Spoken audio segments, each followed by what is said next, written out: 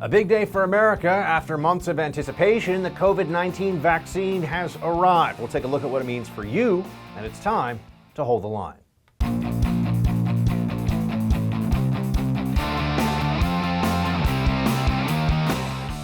Today, our nation has achieved a medical miracle. We have delivered a safe and effective vaccine in just 9 months. This is one of the greatest scientific accomplishments in history. It will save millions of lives and soon end the pandemic once and for all. Welcome to Hold the Line. I'm Buck Sexton.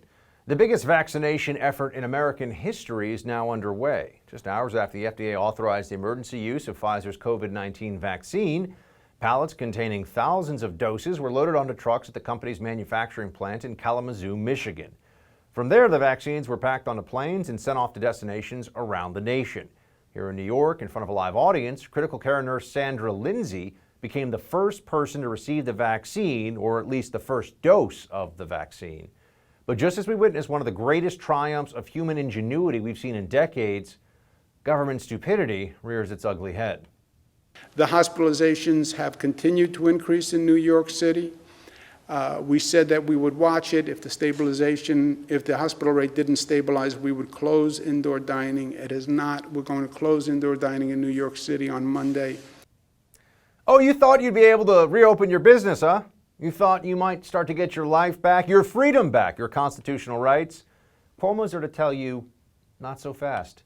Time for another lockdown. Let's deal with these two issues. We have the vaccine and we have the lockdowns that continue side by side.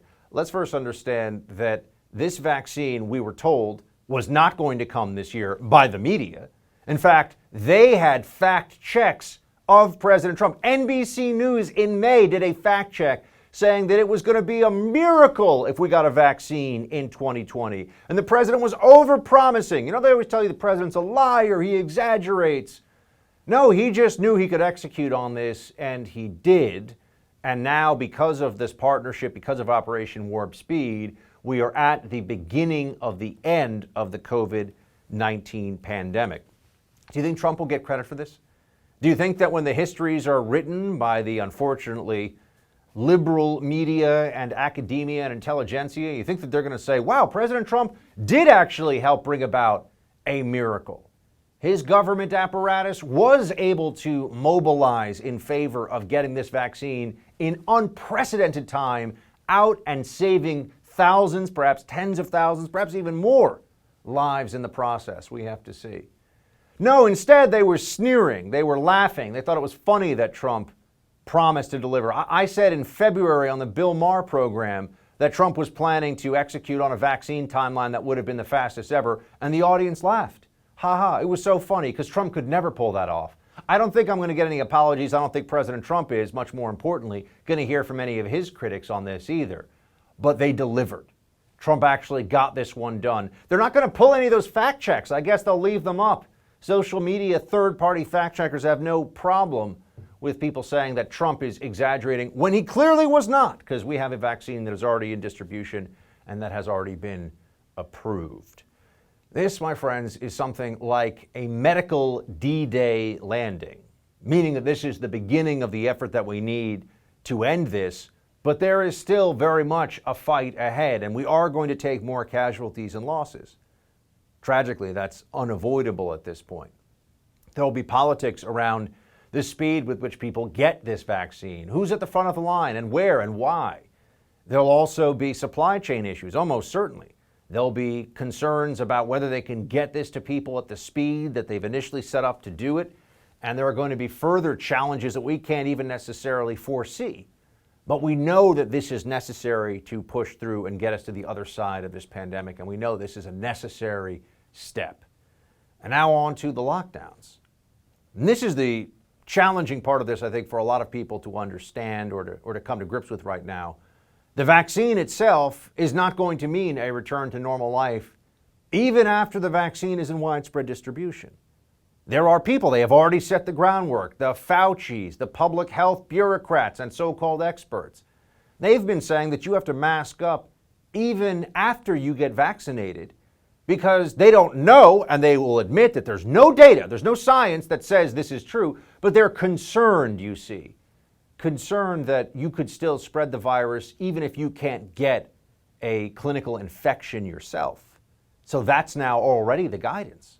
So we're going to be masking up deep into next summer. We're going to be masking up perhaps, if we listen to these individuals, for another year. Bill Gates, very rich guy, if we were making microprocessors or computer chips or something, I'd say, yeah, let's hear from him on this. Somehow he is a public health expert because he writes big checks to foundations where a lot of bureaucrats sit around coming up with ideas. And he's saying that we should be prepared for no normalcy really until 2022. A whole another year of this. Here he is actually saying it himself. Play it. Well, certainly mask wearing has essentially no downside. They're not expensive. Bars and restaurants in most of the country will be closed as we go into this wave. And I think, sadly, that's appropriate.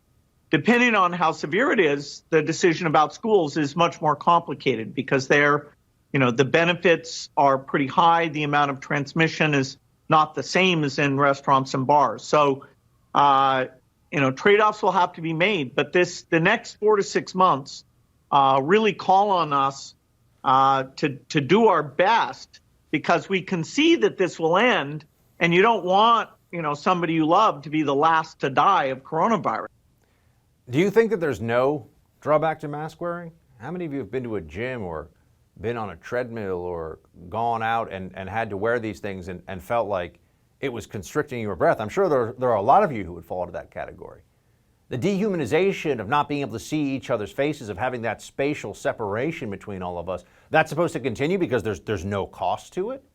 Well, why not wear masks all the time then? Why not mandate all of this? This is tyranny. That's what it feels like. That's what it sounds like. That's what it is. We should all understand that these states of emergency, these extra powers that different government bodies, including the federal government in some cases, have taken into their hands and have enforced against all of us, should stop as soon as possible. They never should have been allowed to take much of the authority they have in the first place.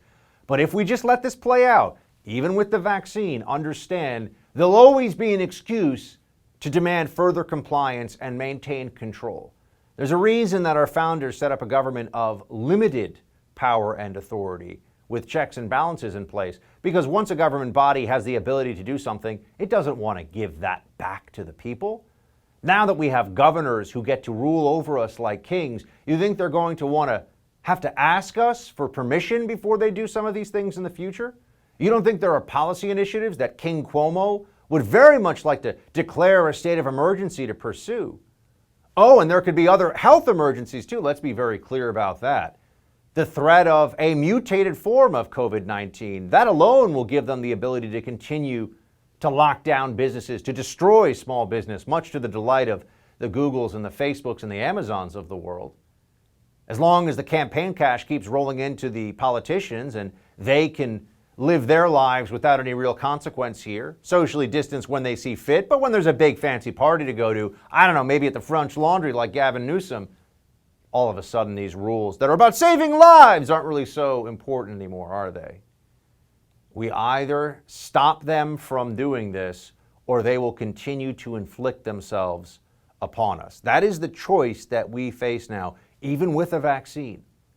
They aren't going to allow for normal risk mitigation measures to be left to individuals. They want there to be a one-size-fits-all policy. They want to tell you what you can do, where you can go, and eventually they may say, you can have these freedoms back, you can have your life back temporarily until they have a really important reason to take away all of your freedoms again. Perhaps a mutation of the virus. Perhaps they find out that this 95% effective vaccine is only 90% effective. So then we have to mask up and social distance for every winter flu season for the next 10 years. Do you want to sign up for that? Do you think that's a worthwhile trade-off? And ask yourself this question. Given that their new claim is that even with a tiny percent chance that you might get this and pass it to someone else after being vaccinated, you think that they won't use this same logic for the flu or for other diseases going forward? This fight is not over even after the vaccine gets into millions and millions of Americans' arms. Remember that. Be prepared for the battle that lies ahead with all of this, because if we are complacent, I can assure you, they're not going to give it up. All right, dozens of new Republicans will be heading to Congress this January, including one retired NFL superstar. After the break, we'll be joined by Representative-elect from Utah's 4th Congressional District, Burgess Owens. Black Rifle Coffee is a veteran-owned company that serves premium coffee to people who love America, freedom, veterans, the Second Amendment, you name it. Veteran CEO and founder Evan Hafer spent over 7 years on the ground overseas with the U.S. Special Forces and as a CIA contractor. Evan even modified his gun trucks during the invasion of Iraq to grind coffee anywhere. There's nothing better than starting your day with America's coffee, Black Rifle Coffee. Make your holidays better by giving the gift of Black Rifle. Just go to blackriflecoffee.com/buck today and check out the best coffee in America. America's Coffee makes your holiday shopping easy with personalized bundles, gift subscriptions to the coffee club, gift cards, and a whole lot of premium coffee, apparel, and gear. Make your holidays better with Black Rifle Coffee. That's blackriflecoffee.com/buck to get 20% off coffee, apparel, and gear, as well as 20% off your first month of the coffee club. blackriflecoffee.com/buck. Get that 20% discount and join the coffee club. They'll have it sent to your home every month. When Congress reconvenes, there's going to be dozens of new names, including one freshman who once referred to himself as a, quote, cocky liberal. Of course, at that time, Burgess Owens was better known as a safety playing the NFL for the New York Jets and LA Raiders. Apparently, a lot has happened since then, as Owens now considers himself a proud conservative. Joining me now is Representative-elect for Utah's 4th Congressional District, Burgess Owens. Burgess, my friend, first off, congratulations, sir. Thank you, Buck. Thank you so much. It's been a good journey. I'm looking forward to the process. We're going to have a remarkable freshman team, which we'll talk about. But thanks for the opportunity to chat with you. And tell me, as you're going to be taking the helm here of your district, you're going to be heading to Congress, what is, I know you're going to be in the minority, right? So you're not going to be in a majority position with Republicans able to set the agenda. But what are the top agenda items for you at this point, given the likelihood that we're going to have a Democrat administration coming into office as well? What are you going to be looking to accomplish, Burgess? Well, you know, what's great about this process where I am now is I can finally put a focus on those things that have always been a priority for me. Education has been key. That's going to keep our country moving forward. Education, ignorant free can never be, is what Thomas Jefferson said way back when. So I'm working to be part of the Education and Labor Committee. I hope to make a difference there. The other part is that we need to start highlighting our frontline heroes, those who made our country the great country it is and will bring us back. That's the small business owners. My committee I'm looking to be part of is small business committee. So those are things I'm fighting for. I'm very passionate about.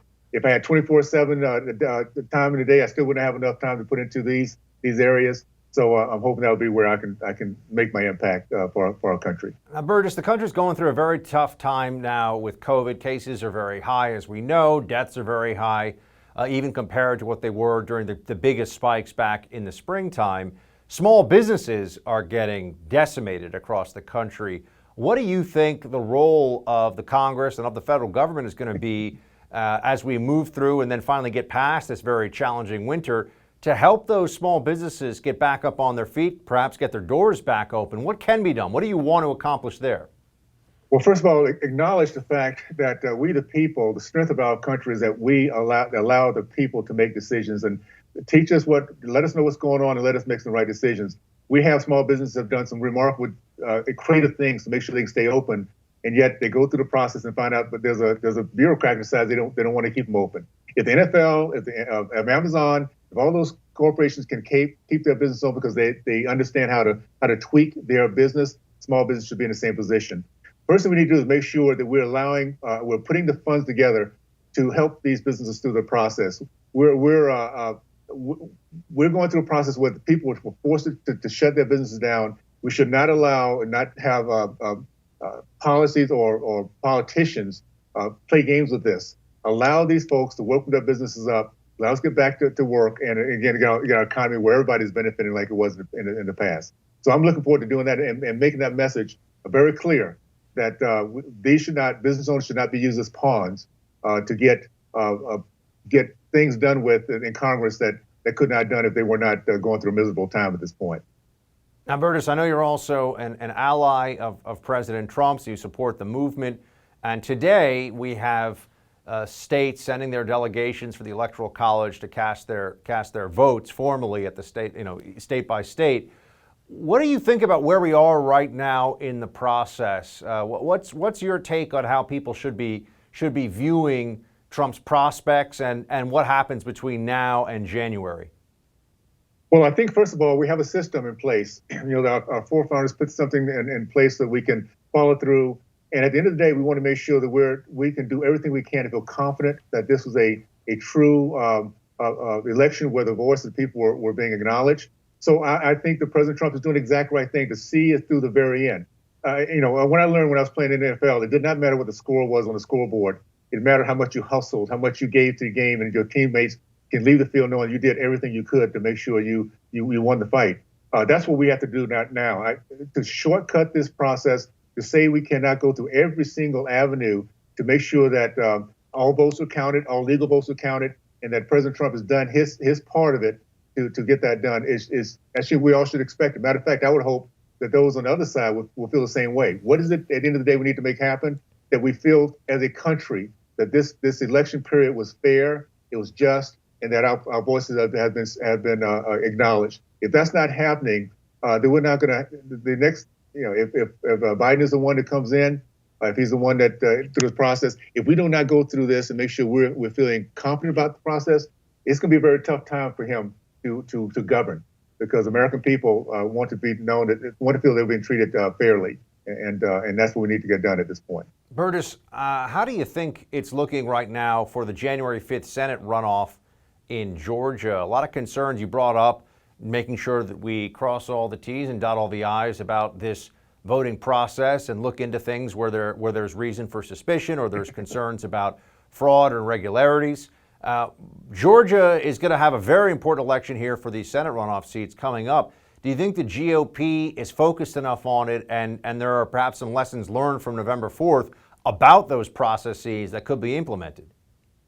No question, the GOP has learned a lot, so have the American people. This is the most important election process that we can think about in terms of our country. We decide, we the people, in this case of Georgia, decide which direction we go in. Do we go toward a socialist society in which all the power is done from up top versus we the people? Or do we continue the legacy that we've had the greatest economy, the greatest amount of freedom, the greatest amount of opportunities for the American people the last 4 years? So when it comes down to this, I have faith in the American people. I have faith in Georgians. I really do. I think that when the votes are counted, done correctly, that we're going to win this in a big, big way. We just have to make sure that we're looking at the processes, make sure there's no cheating, no fraud, and all eyes are on right now. So I have a feeling that's going to be diminished in a big, big way. If that's diminished and we the people's voices out there, we win this. I feel strong confident. And meanwhile, I'm going in the 17th. I'll be there for 3 or 4 days doing a bus tour with Ted Cruz and a bunch of other folks. And I'm excited about doing my part. Everyone needs to do their part. If it's knocking, if it's putting funds in, if it's showing up, if it's just being positive, we the people as a team, we get this thing done with right, do our part, whatever that part might be, and we win this. And I look forward to that process.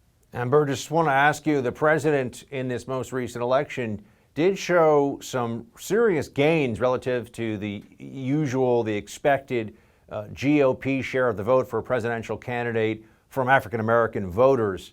Is this a change here that you think will be able to continue going forward? Or are we seeing a shift? Is there a real opening? And if so, how do you think we can capitalize on that to bring as many African-Americans as possible into the GOP ranks?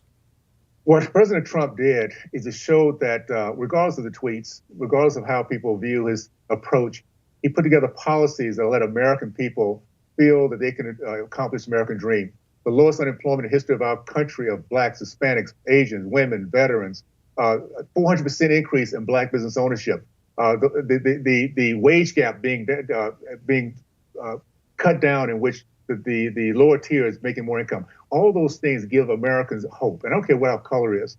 So yes, the door is open. The plantation, the days of black Americans and Hispanic Americans and gay Americans staying on this plantation just because of who they are as Democrats is done.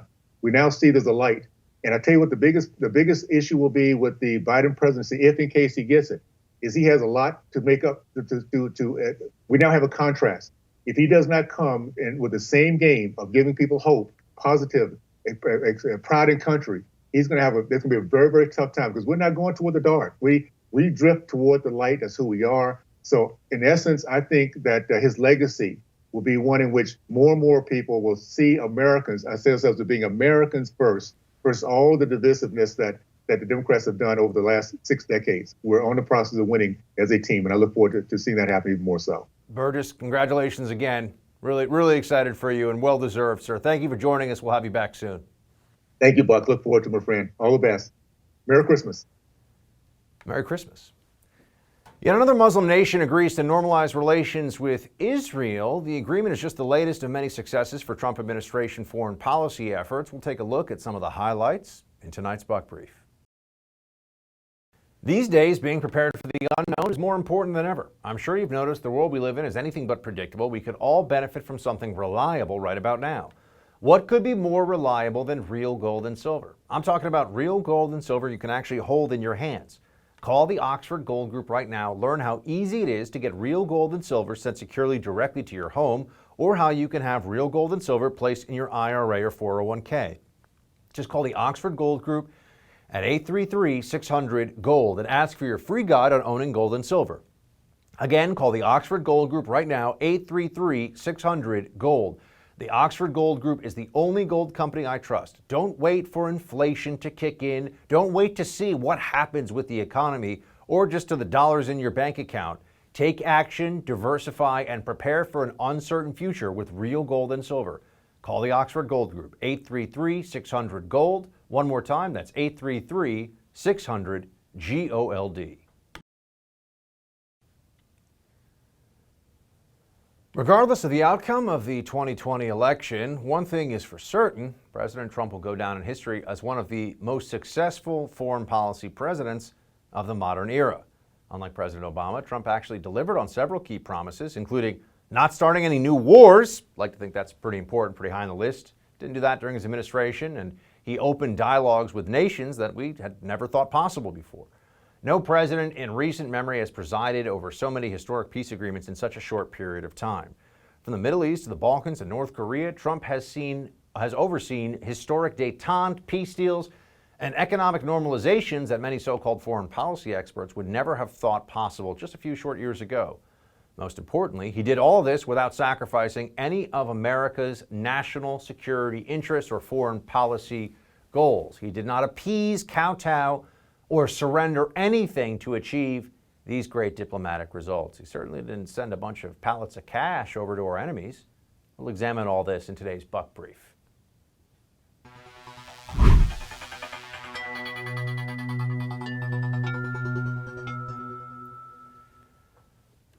It's like his foreign policy greatest hits. We'll talk about this here. President Trump has done an amazing job with the foreign policy of the United States, which was supposed to be an area, according to many of the experts out there, that he was going to fail catastrophically in.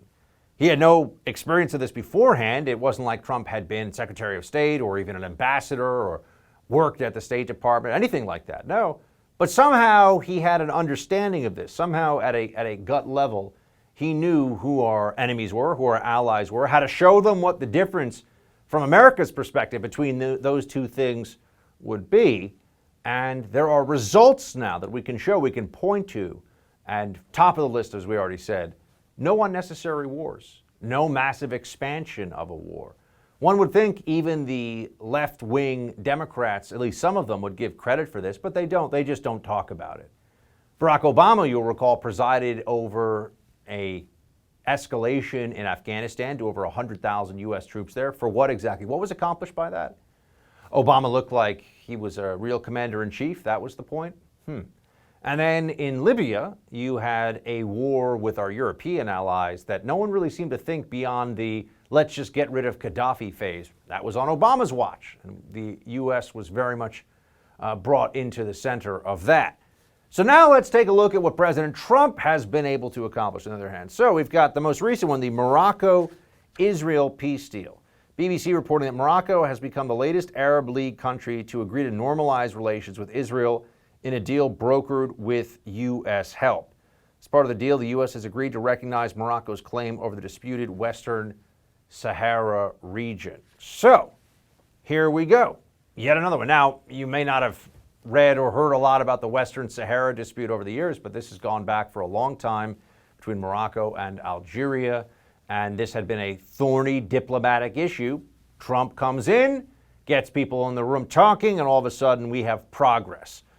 The UAE peace deal, this was recent, but as part of the deal, according to Reuters here, the White House announced that after 18 months of talks, the Gulf state, the UAE, agreed to normal relations with Israel, which Israel agreed to continue with plans to suspend its annexation of the West Bank. I mean, you go down this list. We don't have to give you all the specifics right now of each one of these, but you've got Bahrain, Sudan, Serbia. These are all places where there have been dramatic diplomatic improvements. There have been new deals signed. And also, when you start adding the trade component into this as well, the U.S., Mexico, Canada trade deal, for example, which is very much foreign policy and trade policy, right? I mean, it covers these two areas. The president had a remarkable degree of success. I mean, this is an area where even his most ardent critics, if they're honest for even a second, they would say that Trump on trade was really better than his predecessors by leaps and bounds. And that's including Republican predecessors stretching back for decades at this point. So here we have a president who wasn't supposed to be able to navigate all the complexities of the international scene, but he approached it with a very straightforward idea in mind. There are people who want to work with us. There are people who are working against us. We should understand the difference between the two, and they should understand the difference based upon our treatment of them. And we should put the interests of the American people first. And when we make a promise about something to the world, we should do it. Moving the embassy from Tel Aviv to Jerusalem, for example. Presidents had been promising this for a long time, but then they always got talked out of it. Oh, you can't do that. Trump came along and said, why? I'm the president, and we've said we're going to do it. Shouldn't we follow through on that? Shouldn't America's word be good in the international arena? They said that there would be catastrophe if he pulled out of the disastrous and ridiculous Paris Climate Accord agreement. Pulled out, and what happened? Nothing. Everything is fine. In fact, the U.S. would have just had a lot of special interests using that agreement internally to maneuver politically and have us do things that are economically painful for us. Other countries weren't going to hold themselves to those standards. The whole thing was absurd. Trump was supposed to fail more on foreign policy than any other area. And when you look at his record and you compare it to an Obama administration specifically, that made every challenge, every major national security challenge of the Obama administration's foreign policy, you look at each country, Iraq, Syria, Afghanistan, Pakistan, Libya, go down the list, it all got worse. And I just went through a list with you: Morocco, UAE, Bahrain, Sudan, Serbia, plus no new wars. That's Trump's foreign policy legacy at this point. Stacks up pretty well, doesn't it? But you're not going to hear that from the mainstream media, are you? No, they're too busy running around saying that Trump is about to call for a coup or something because they're out of their minds. Representative Tulsi Gabbard has taken heat from her own party after introducing a bill that critics say would exclude trans individuals from high school and college sports. We have more on that with First TV contributor Tiana Lowe when we come back. Fellow patriots, MAGA CBD is a revolutionary American-made product that is safe for work, THC-free, and features patented NASA technology, making it the highest quality CBD oil on the market. Dedicated to providing the purest, most effective products on the market, MAGA CBD gives third-party testing results from industry-leading experts. MAGA CBD is 100% committed to customer satisfaction and product quality. Best of all, 10% of proceeds benefit veterans and first responders. Personally, MAGA CBD has helped me sleep through the night, something I used to struggle with. You can really feel and taste the difference with their apple pie flavored oil. What CBD product in the market could be more American? MAGA, NASA, apple pie. It's America at its finest. For your CBD needs, look no further than MAGA CBD. Learn more and order today at magacbd.org and save 10% with promo code BUCK. That's magacbd.org, 10% off with promo code BUCK.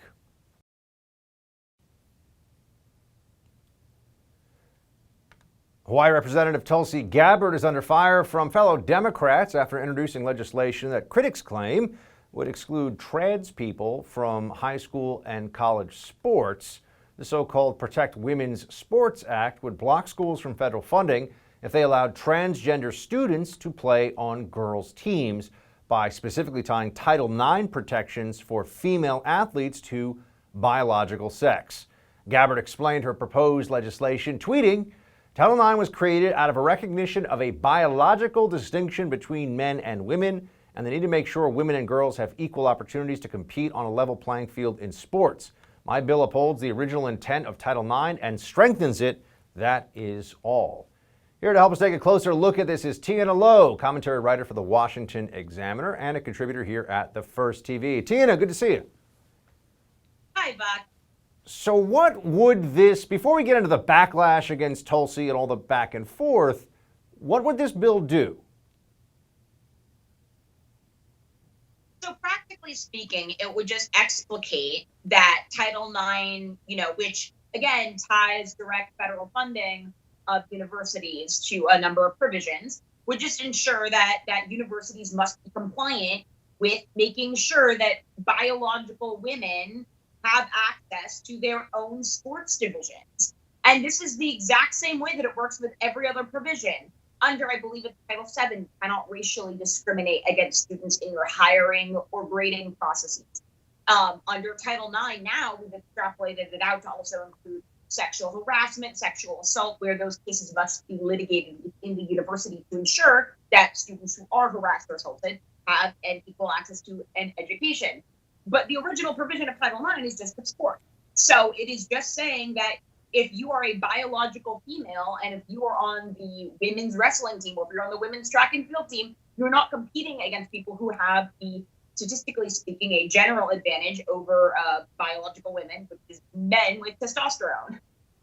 Yeah, and Tulsi Gabbard has gotten a lot of criticism. Here she is, the Congresswoman, responding to people on her own side. I mean, it's Democrats that are coming after her. Here's what she says. Play it. Now, let's be honest. There are some people who oppose my bill, the Protect Women's Sports Act, holding Title IX because they don't like Title IX in the first place. And they don't like Title IX because it is based on that recognition of the biological distinction between men and women. But it is a scientifically established fact that there is such a thing as a man and a woman. It's also common sense. So it is the height of hypocrisy for those who claim to be advocates for women's rights to deny that there is even such a thing as a woman, biologically speaking. She raises some very interesting points. I mean, I would start with, it seems, Tiana, that even the definition of a woman under the law as seen in something like Title IX would be at question at some level here. I mean, I would wonder, how would the critics of Tulsi Gabbard on the left define being a woman for the purposes of sports? I mean, as a member of our armed services, Congresswoman Gabbard understands, better than most the distinct differences.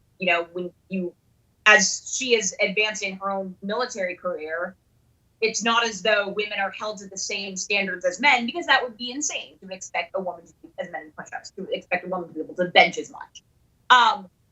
With regards to sports in particular, people do ignore that this was the original purpose of the bill, of this provision of the Educational Rights Act. And if I may just make a brief aside about Congresswoman Gabbard, she gets called a trans-exclusionary radical feminist. But it should not be radical to acknowledge that women and men are different. In the same provisions that basically give women a, I don't want to use the term upper hand, but in these Title IX sexual assault cases, we recognize that a man has a physical advantage over most women in general. And that if a woman says that a man overpowers her, and if that is what's ensuring, a verdict in her favor in these cases, that's not a bad thing. But, the same radical left-wing feminists who are willing to say, oh, you're going to believe someone like a Christine Blasey Ford just by basis of her saying that she was overpowered, whatever. That logic doesn't extend to women's sports. That doesn't extend to soccer. to volleyball, to lacrosse, to all of these things that could be a clear and present danger to women if they are competing against biological men. So it's now the Democrat position, based on the criticism that we're seeing against Tulsi Gabbard, as well as, I think, more broadly shared throughout the media. It's the Democrat position that a biological 200-pound, 6-foot-tall male, for example, who identifies as female should be able to compete with women in strength and speed sports and be treated entirely as a woman. Just so we're all clear, that is now pretty close to Democrat Party dogma. Is that right? Yes, it is. And at hand, at its core, it is a financial issue in the sense that men got more scholarship on the basis of athletics before Title IX was passed.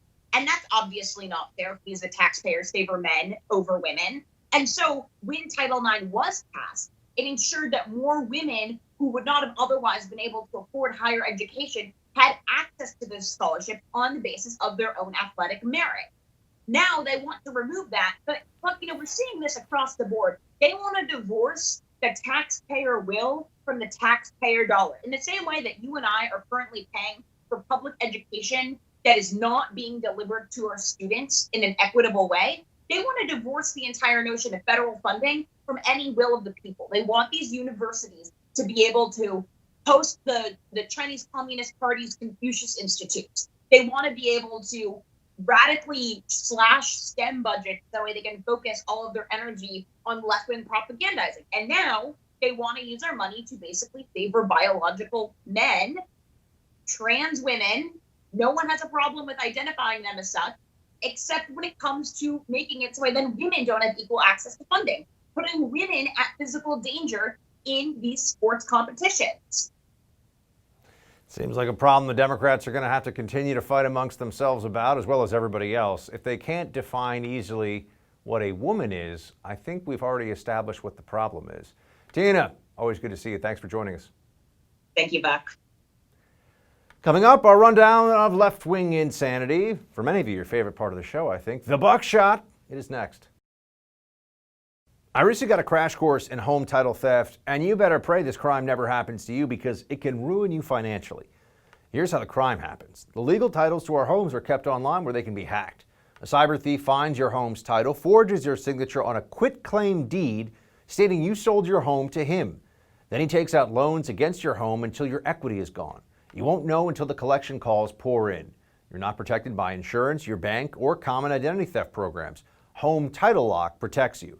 In the unlikely event you become a victim of title theft while a member, Home Title Lock will spend up to $250,000 in legal fees to help restore your home's title. Go to HomeTitleLock.com and register your address to see if you're already a victim. Then use code RADIO for 30 free days of protection. Don't wait. Once this crime hits, it's a nightmare to deal with. Take action to protect yourself today. Create a virtual barrier around your home's title. HomeTitleLock.com. Use that code RADIO when you go to HomeTitleLock.com.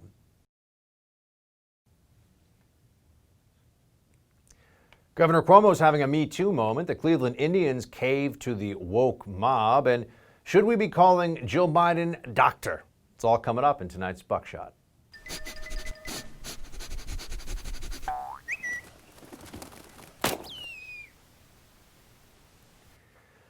I think I've been saying for the last 6 months that New York City it's inevitable. They're going to lock us down again because whatever the case level is, they'll say it's too high and they'll just say that you can't actually live your life anymore.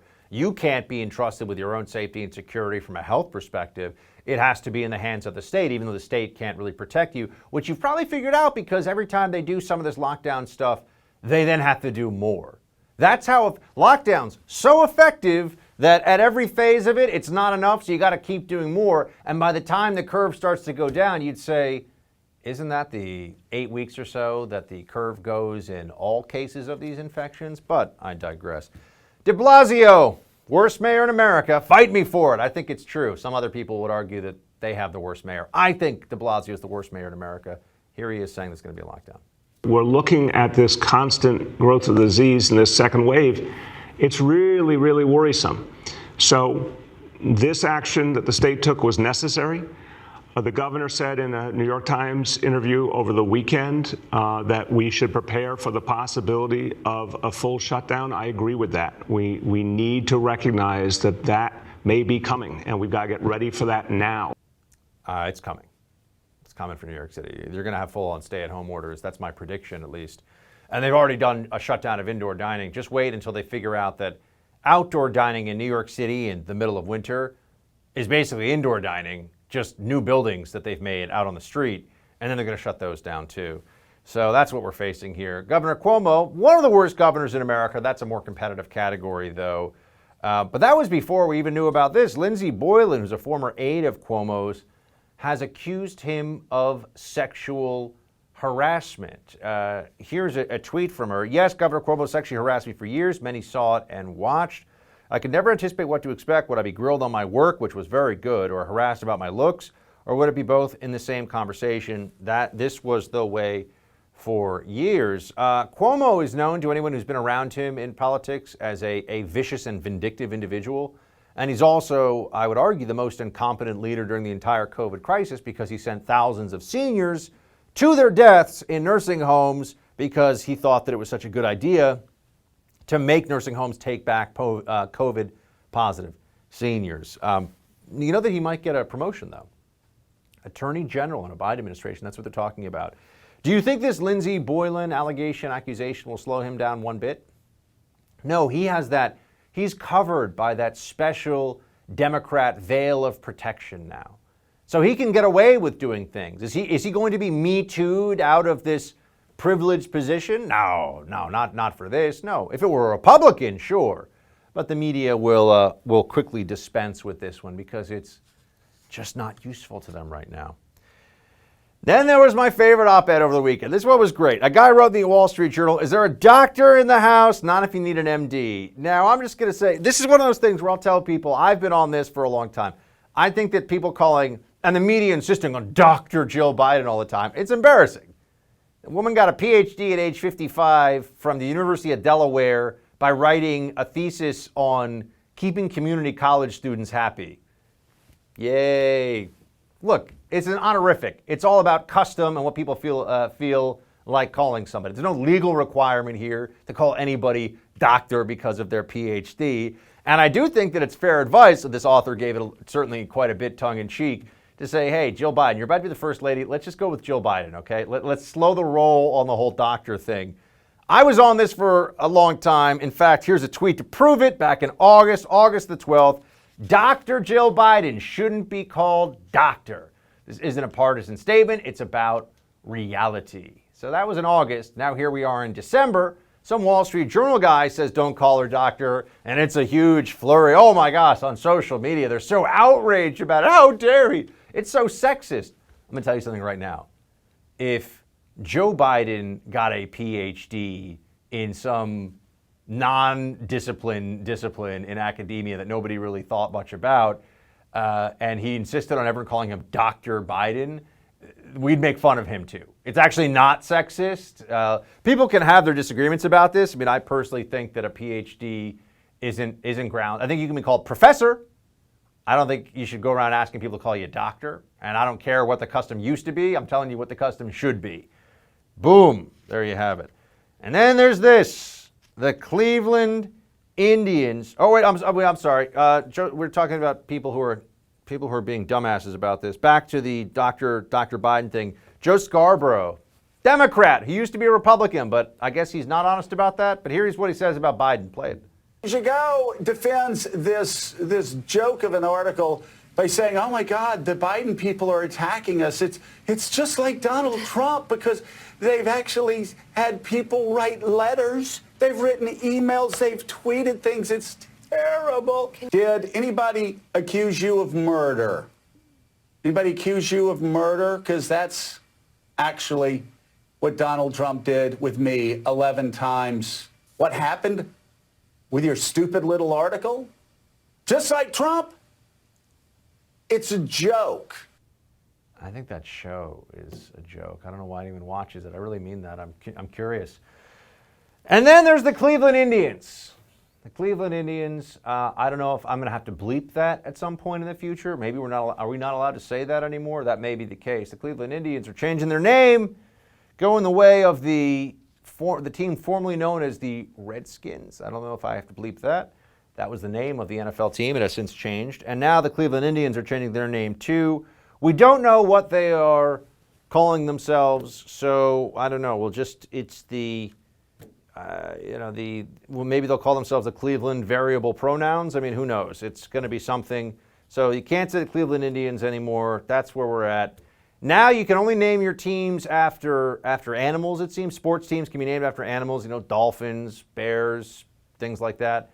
Until it feels like the appropriation of zoological identity has gone too far and the animals are not being treated with all due respect. And then I don't know what we're going to call our teams. Just numbers, maybe. That's it for Hold the Line. The No Spin News with Bill O'Reilly is up next. Shields high, everybody.